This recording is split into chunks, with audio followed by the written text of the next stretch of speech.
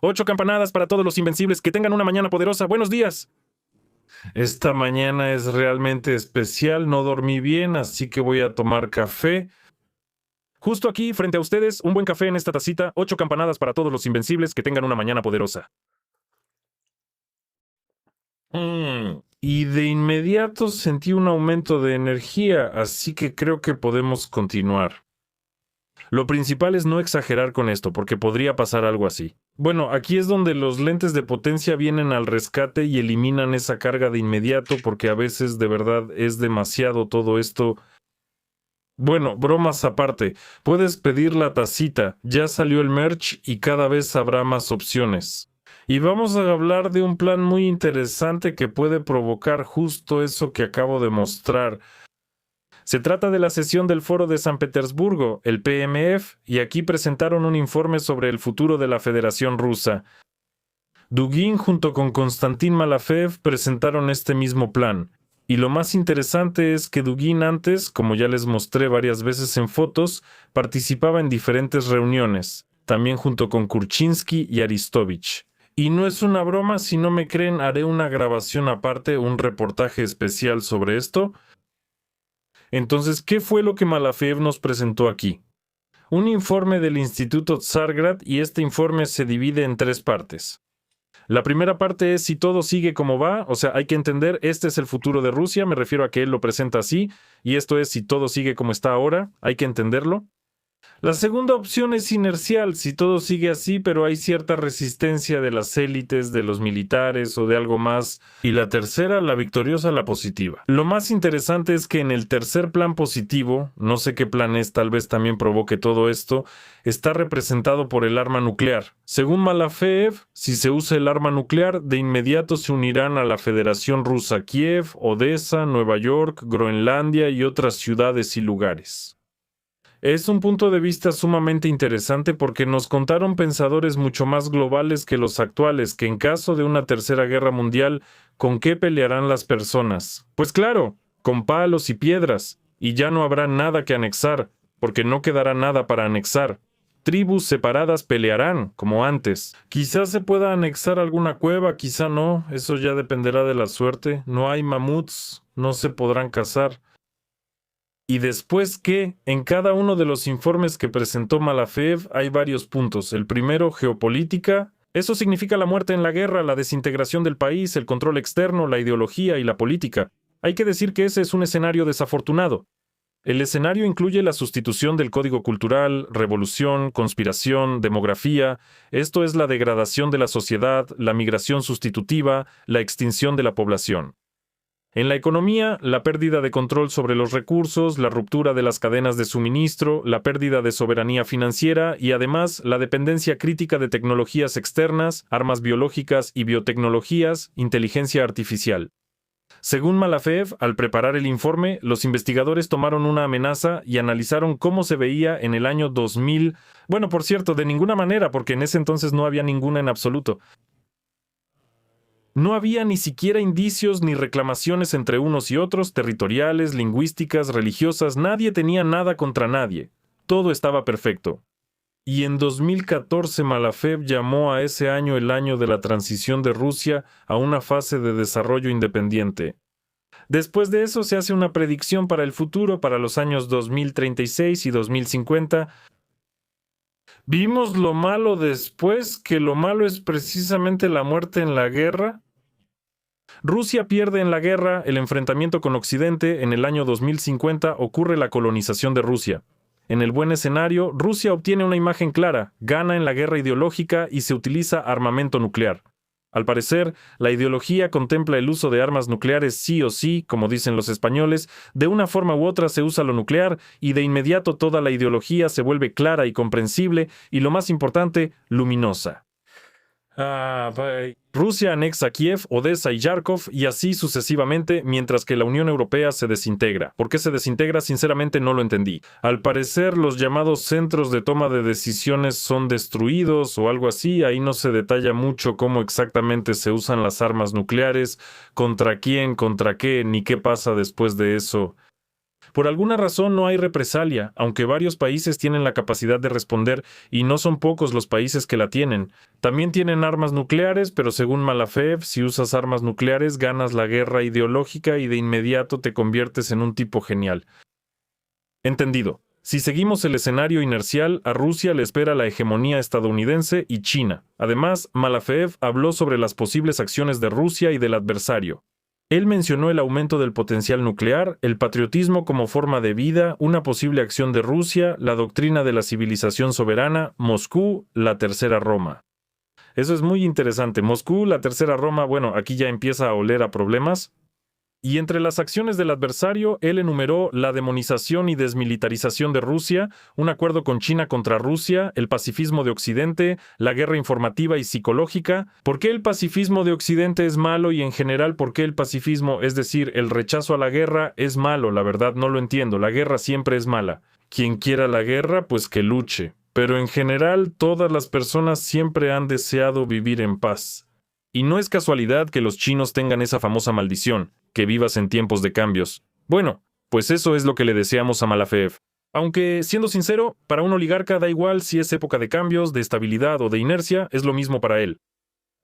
La época aquí da igual. Luego, para contrarrestar estas amenazas, según él, se debe recurrir a la desoccidentalización, la nacionalización de las élites y la autocracia. Dugin, por alguna razón, se quedó callado, aunque antes, creo, había dado una entrevista a Sobchak en la que decía que ese Internet suyo no lo necesitamos, no necesitamos su Internet, en absoluto. Y según Dugin, el Internet solo debe ser otorgado a quienes se hayan destacado en el servicio a su patria y de manera limitada. Bueno, no sé, por ejemplo, si capturaste Kiev te dan 3 megabytes para descargar algunos archivos. Si capturaste Nueva York, ya recibes 5 megabytes y, al parecer, así sucesivamente. Es un concepto extraño, una perspectiva rara. Tal vez, claro, estoy equivocado, pero todo esto se ve sumamente sospechoso. Y yo diría incluso usando palabras occidentalizadas, que es muy cringe. Eso es. No me van a desoccidentalizar en el futuro cercano, pero suena muy raro. Escriban en los comentarios qué piensan ustedes al respecto. ¿Hay alguna lógica en esto o no hay ninguna lógica? Pero en mi forma de ver el mundo, sinceramente, en mi comprensión y conciencia del mundo, si usas armas nucleares no va a haber nada bueno, ni conquistas, ni nada. Todos le disparan a todos. Empieza esa misma guerra nuclear y ya. Y ya solo sobreviven, ya quedan tribus por ahí, pero podrían ser algunos Olgovichi o algo así. Y así sucesivamente. Todo como en las películas. Ya no habrá superimperios ni ningún tipo de hegemonía. De nuevo, puedo estar equivocado. Bueno, sigamos adelante. Mientras ese mismo Malafev habla sobre el uso de armas nucleares, de repente en Europa empezaron a hablar de paz. O aparentemente sobre la aplicación de una cosmovisión pacifista. Y el pacifismo pacifista se está convirtiendo posiblemente en uno de los escenarios de desarrollo de la sociedad europea. Alemania, Francia y Gran Bretaña, no sé qué hace aquí Zelensky, parece que se les olvidó actualizar la foto, están preparando un plan de negociaciones con Putin. Los principales aliados europeos de Ucrania están preparando un plan. Los funcionarios nos cuentan que están discutiendo la posibilidad de llevar a cabo negociaciones con la participación de ambas partes. Y ya han planteado este tema con sus colegas ucranianos. Los interlocutores de la agencia, como dijeron, bajo condición de anonimato. Esto es sumamente importante. El anonimato domina sobre el mundo. Las negociaciones con la mediación de Estados Unidos han llegado a un punto muerto. Eso es realmente cierto. Las tropas rusas están sufriendo cada vez más pérdidas. También es cierto. Y las tropas ucranianas, para ser justos, también están sufriendo grandes pérdidas. Y el frente prácticamente se ha estancado. También es cierto. Por eso 3 países ven una oportunidad de sentar a Vladimir Putin en la mesa de negociaciones. Pero en cuanto se trata de negociaciones, de inmediato empiezan a aparecer términos extraños. Sentar a Putin en la mesa de negociaciones aquí suena a cierta violencia, pero que ya lo digan en sus artículos. Pero si son diplomáticos y quieren lograr negociaciones con estos métodos diplomáticos, pues muestren respeto a las partes negociadoras. Uno llama a Zelensky de diferentes maneras, los otros también lo llaman así. Aquí, sentar. Hay una palabra antigua, violar, pues eso es lo que me viene a la mente. Todo esto se ve sumamente extraño. Si quieren negociaciones, entonces inviten a diplomáticos de verdad y no a, disculpen la expresión, campesinos con todo respeto a los trabajadores agrícolas. Aquí se usa con una connotación negativa y utilicen especialistas, no a estos de aquí.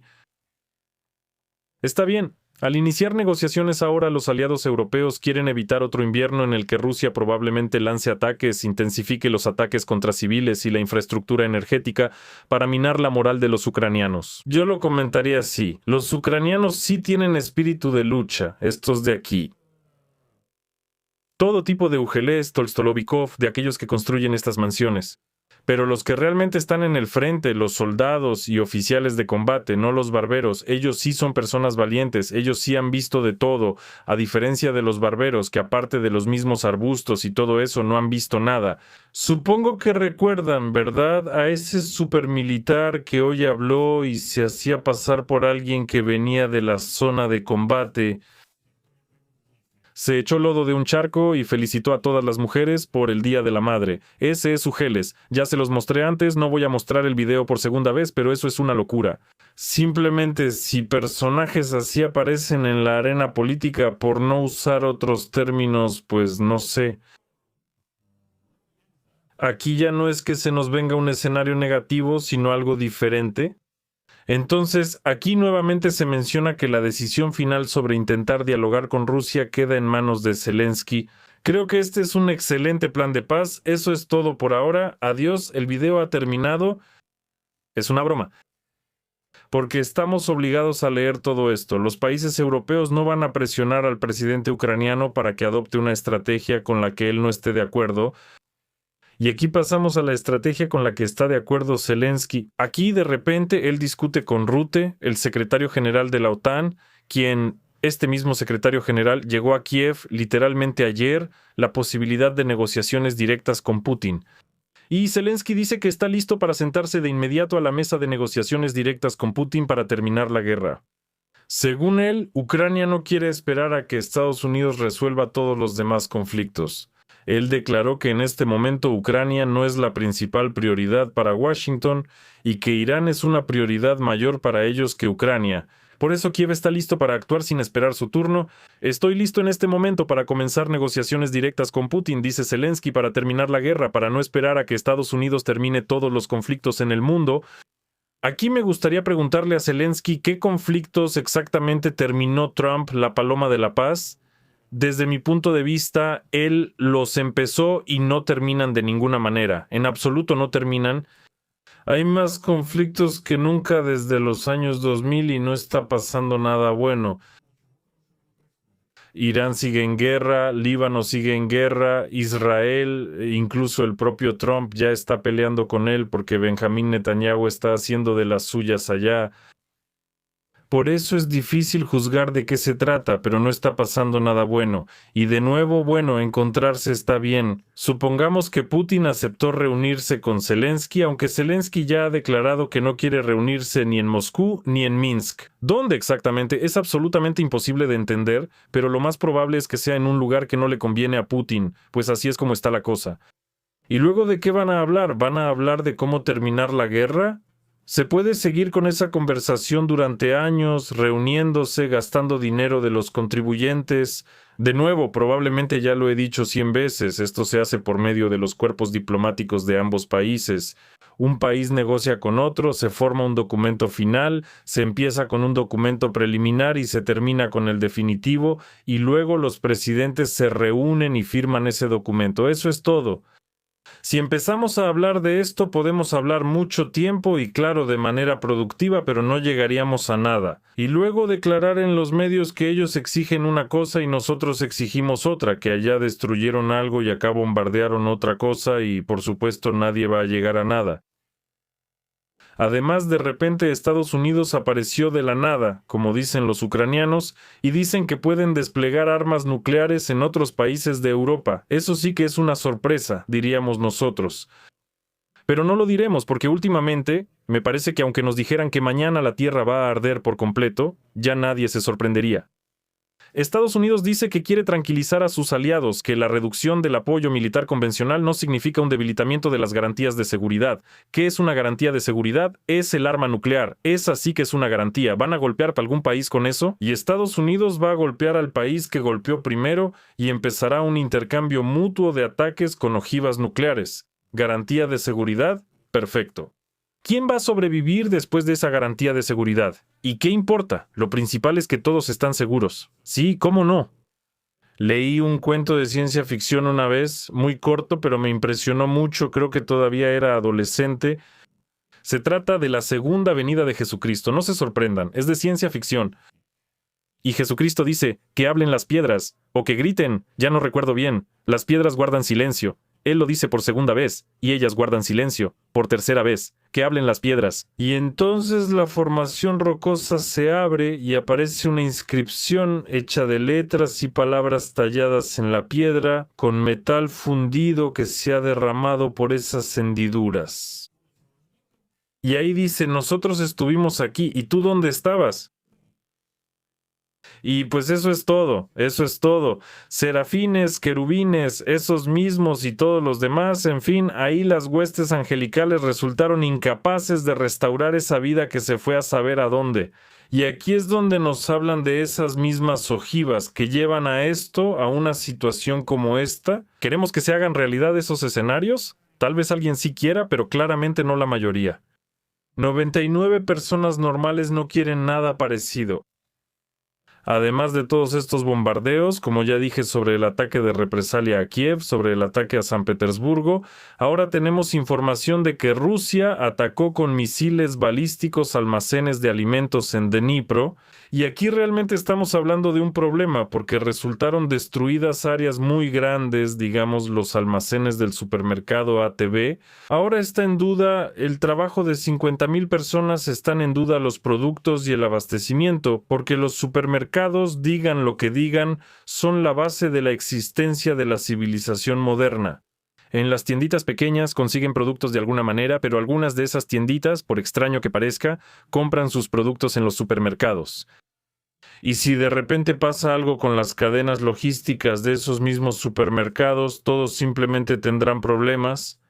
Y los problemas pueden empezar en Dnipro. Leí aquí las predicciones de especialistas ucranianos que dicen, ¿cómo crees? Hay tantas cosas destruidas, o sea, la gente está en pánico. No solo decenas de miles de personas no tienen trabajo. Además de todo eso, también desaparecen los alimentos y además de todo, el agua embotellada. Como mínimo. Y todos llegan a la conclusión de que algo también está empezando a ir mal. Es decir, en todos los países que participan en los conflictos, les recuerdo, son 2. Excepto, claro, los socios de un lado, los socios del otro y ya, pero lo más difícil es para estos 2 países. Unos tienen problemas con los combustibles, otros con la electricidad, la infraestructura, los alimentos y demás, y demás. Así están las cosas. Y además, en la mayor parte de Ucrania ya se ha declarado naturalmente una alerta debido a la amenaza de misiles balísticos. Rusia atacó el distrito de Dniprovsky. Bueno, aquí todo esto está mostrado. Así que bueno, las dificultades continúan y la rueda de la violencia sigue girando, girando, girando. Y aquí está el comentario que leí hoy. Nosotros les hacemos esto y ustedes allá aquello. Ellos naturalmente no ayudan en nada a la paz. Les irá mal a unos, a otros, a terceros y a muchos más. Con esos comentarios, créanme, no se logra nada. Se necesita paz. Y como he dicho muchas veces que una paz mala, la peor paz, la más horrible, una paz tan desgastada que el mundo nunca ha visto, es mejor que cualquier pelea, incluso la mejor y más brillante que el mundo tampoco ha visto, pero que, por supuesto, nuevamente nos da el reflejo de las armas nucleares. No necesitamos una guerra así, un conflicto así. Y como creo, conclusión, podemos ver lo que estos poderosos líderes nos han preparado. Aquí nos han preparado muchas cosas y naturalmente debemos llenarnos de su sabiduría. Pero primero este ciudadano, que no es ucraniano en absoluto, nos contará qué sucedió y cómo se distribuyen los esfuerzos para lograr la paz. Estamos lo más satisfechos posible con nuestro trabajo, pero lamentablemente, nuestro trabajo no dio resultado. No, nuestro trabajo no dio resultados, así que escuchemos a aquellos para quienes estos resultados son claros y sencillos. Aquí tenemos, por ejemplo, a un estudiante en la nueva Aeroforma, se puede ver. Sí, hay en general un nuevo programa en el telemaratón, relativamente nuevo. Ahí invitan a todo tipo de estudiantes de secundaria, universitarios de olimpiadas políticas, y ellos muestran su visión del mundo. El Ministerio de Defensa, o si en la nueva reforma, logrará encontrar un consenso entre la sociedad y el Estado desde el punto de vista entre la comunidad y el gobierno. Por ahora es difícil entender algo. Lo cierto es que el ucraniano también es mi lengua materna. Un estudiante sonriente hace una pregunta incomprensible. Es un conjunto de palabras sin ningún sentido, y eso es maravilloso. Es mi derecho y deber defender durante la guerra, esa actitud de buscar consenso, compromiso. El problema del orador es que no abre la boca, no es un ventrílocuo. Un ventrílocuo sabe precisamente cómo articular bien las palabras, digamos, unirlas en una oración sin abrir la boca. Aquí tenemos la boca medio abierta, pero no hay ninguna conexión de palabras en frases, son palabras separadas. Este es nuestro corresponsal de guerra, Gateman. No sé por qué es un guerrero core si está sentado en el estudio, pero intenta responder a una pregunta incomprensible de un estudiante y da una respuesta incomprensible. El compromiso de Mishkin. Entre las personas que deben cumplir con sus deberes, servir, proteger a la patria y no quieren hacerlo, y debemos saber cuál es el compromiso. Estoy totalmente en contra de ese enfoque. Estamos limpiando a los niños con el dinero del pueblo. En las fuerzas militares, solo 20 están en la línea. Me parece que el propio estudiante empieza a no entender lo que está pasando porque ese tal Gateman, con sus ojos moviéndose de un lado a otro, no da ninguna respuesta clara. La verdad no se entiende nada de lo que nos estás diciendo, tu guerrero core. ¿Qué es eso? Aprende a hablar. ¿Quién? El corresponsal debe hablar si es algún tipo de persona de medios o escribir si participa en algún medio impreso u online. Me parece que el guerrero core Gateman no tiene ni una cosa ni la otra, surgen asociaciones extrañas. ¿Y por qué se llama a sí mismo guerrero core? Eso es todo. Escriban todo lo que piensan al respecto. El tema me parece sumamente interesante, especialmente este foro y esas declaraciones de los líderes poderosos. Por eso espero su reacción. Hasta luego a todos. Cuantos más jóvenes nuestros que son físicamente capaces y de edad de movilización y que se fueron al extranjero, cuantos más regresen aquí, definitivamente sería más fácil para nuestro ejército, más fácil para nuestra gente, más fácil para Ucrania.